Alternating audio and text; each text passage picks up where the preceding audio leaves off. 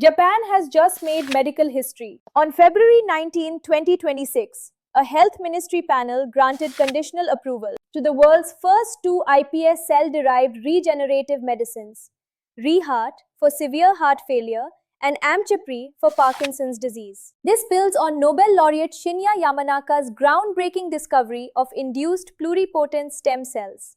It's a global first. But it's also a high-stakes gamble. iPS cells are powerful because they can become almost any cell type. But that power carries risk. Residual undifferentiated cells can potentially form tumors. Genetic instability during reprogramming may only reveal problems years later. And here's the key concern. Approvals are based on very small trials.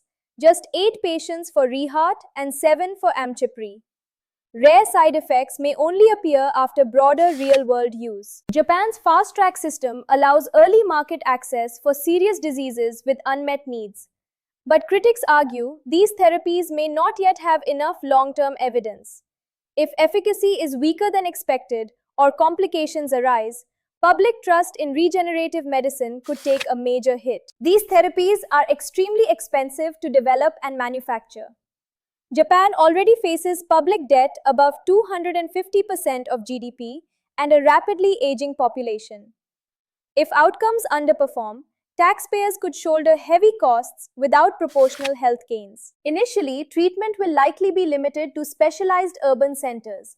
High costs may restrict access, raising ethical questions about who truly benefits from breakthrough innovation. This is a historic milestone in regenerative medicine.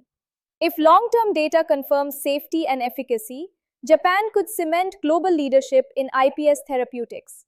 But if tumor risks, weak durability, or financial strain emerge, this breakthrough could become a cautionary tale about moving too fast in frontier medicine.